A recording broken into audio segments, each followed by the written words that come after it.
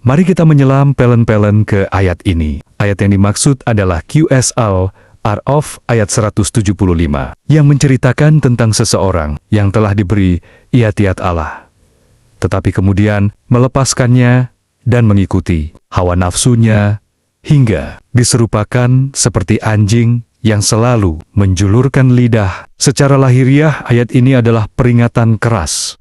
Ilmu dan tanda-tanda Tuhan tidak otomatis menyelamatkan seseorang. Namun dalam pandangan tasawuf, terutama dalam hikmah Ibnu Athaillah As-Sakandari, ayat ini adalah cermin perjalanan batin manusia ketika hati tidak dijaga dari ego. Makna, hakikat, ma'rifatullah dalam ayat ini dapat dipahami melalui 3 lapisan batin. 1. Ilmu bukan ma'rifat. Dalam tasawuf dijelaskan bahwa mengetahui ayat Allah bukan berarti mengenal Allah.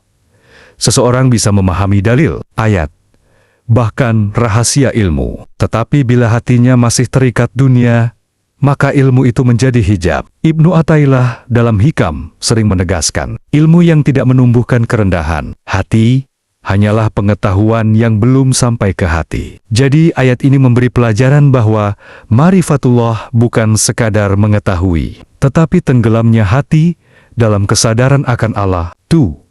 Bahaya tergelincir setelah dibukakan. Dalam ayat ini Allah menggambarkan seseorang yang diberi ayat-ayat, lalu melepaskannya. Dalam perjalanan tazkiyatun nafs, penyucian jiwa, ada tahap ketika seseorang mendapat cahaya pemahaman. Tetapi jika nafsu kembali menguasai, maka cahaya itu tertutup. Ibnu Athaillah menggambarkan kondisi ini sebagai hati yang telah disinari, tetapi kembali gelap karena mengikuti keinginan diri. Dalam bahasa batin, bukan Allah yang menjauh, tetapi manusia yang kembali memeluk dirinya sendiri. Sri, simbol anjing dalam ayat nafsu yang tak pernah kenyang. Perumpamaan anjing dalam ayat ini sangat simbolik. Dalam tafsir tasawuf, itu melambangkan nafs yang tidak pernah puas. Anjing menjulurkan lidah baik ketika dikejar atau tidak. Artinya, sama saja. Keadaan luar berubah, tetapi sifat dalamnya tetap. Begitu pula nafsu manusia yang tidak disucikan. Diberi dunia tetap ingin lebih. Tidak diberi,